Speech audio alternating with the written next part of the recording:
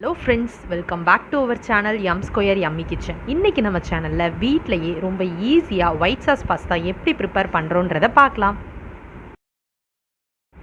முதல்ல கொஞ்சம் தண்ணியில் கொஞ்சமாக உப்பு, ஒரு ஸ்பூன் எண்ணெய் சேர்த்துட்டு நல்லா கொதிக்க வச்சுக்கலாம்.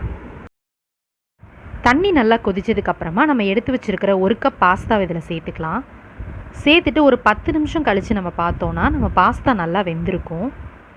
ஸோ அதுக்கப்புறமா நம்ம ஒரு ஃபில்டர் எடுத்து அதில் நல்லா அதை வடிகட்டி வச்சுக்கலாம்.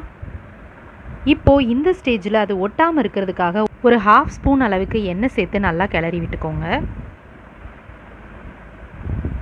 இப்போது நம்மளோட பாஸ்தா ரெடி.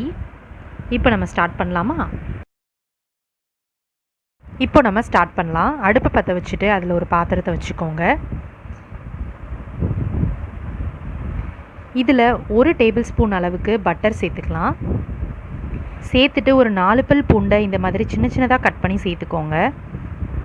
அது லைட்டாக ஃப்ரை ஆனால் போதும். இந்த ஸ்டேஜில் நம்ம எடுத்து வச்சுருக்கிற ஸ்வீட் கார்னை சேர்த்துக்கலாம்.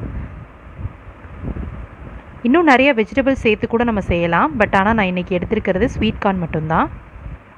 ஸோ அடுத்தது நம்ம அதே பேனில் 1 டேபிள் ஸ்பூன் அளவுக்கு பட்டர் சேர்த்துக்கலாம். சேர்த்துட்டு அந்த பட்டர் உருகினதுக்கப்புறமா 2 டேபிள் ஸ்பூன் அளவுக்கு மைதா மாவு சேர்த்துருக்கேன். சேர்த்துட்டு இந்த மைதா மாவு லைட்டாக ஃப்ரை ஆனால் போதும்.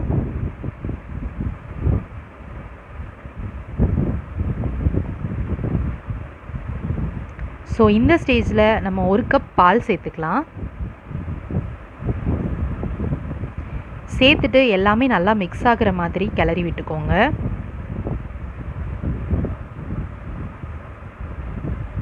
ஒரு 5 நிமிஷம் கழித்து பார்த்தீங்கன்னா இந்த மாதிரி நல்லா கொதி வரும். பாருங்கள் எவ்வளோ க்ரீமியாக இருக்குதுன்னு.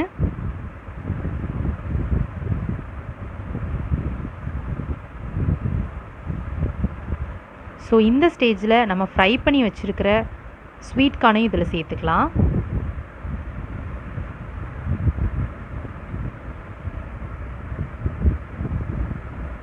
சேர்த்துட்டு நல்லா மிக்ஸ் பண்ணிக்கோங்க.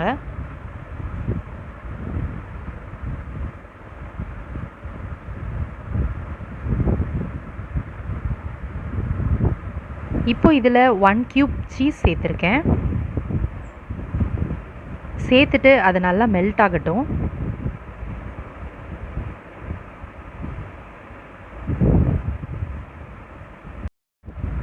ஒரு 5 மினிட்ஸில் அந்த சீஸ் நல்லா மெல்ட் ஆகி ஒரு க்ரீமி கன்சிஸ்டன்சிக்கு வரும்.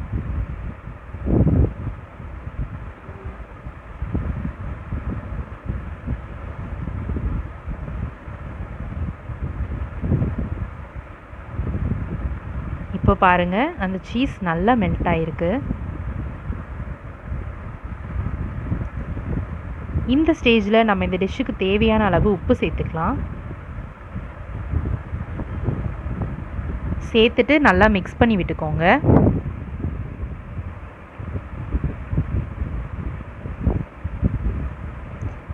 இப்போ நம்ம எடுத்து வச்சுருக்கிற பாஸ்தாவை இதில் சேர்த்துக்கலாம். சேர்த்துட்டு நல்லா ஒன்று சேர மிக்ஸ் பண்ணிக்கோங்க.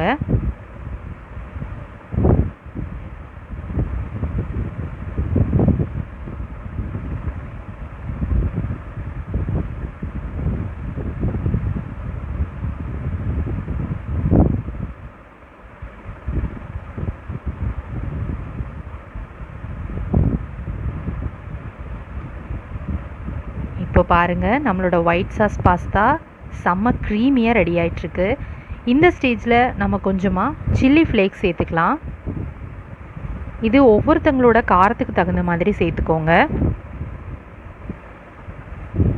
நாங்கள் அன்றைக்கி கொஞ்சம் ஸ்பைஸியாக சாப்பிட்ணுன்னு நினச்சதுனால கொஞ்சம் எக்ஸ்ட்ராவே சேர்த்துக்கிட்டோம். அதே மாதிரி தேவையான அளவு கொஞ்சமாக பெப்பர் பவுடரும் சேர்த்துருக்கோம். சேர்த்துட்டு நல்லா மிக்ஸ் பண்ணி விட்டுக்கோங்க. இப்போ பாருங்கள் நம்மளோட ஒயிட் சாஸ் பாஸ்தா செம்ம டேஸ்டியாக டெலிஷியஸாக ரெடி ஆகிடுச்சு. இப்போ நம்மளோட யம்மியான டேஸ்டியான ஒயிட் சாஸ் பாஸ்தா பரிமாற தயார். எங்கள் வீட்டில் நாங்கள் எல்லோரும் இந்த ஒயிட் சாஸ் பாஸ்தாவை ரொம்பவே என்ஜாய் பண்ணி சாப்பிட்டோங்க. ஸோ இந்த டிஷ்ஷை நீங்களும் உங்கள் வீட்டில் ட்ரை பண்ணி பார்த்துட்டு எப்படி இருக்குன்னு எனக்கு கமெண்ட் பண்ண மறக்காதீங்க. அண்ட் மறக்காமல் நம்ம M square yummy kitchen YouTube சேனலுக்கு சப்ஸ்கிரைப் பண்ணி சப்போர்ட் பண்ணுங்கள். Thanks for watching.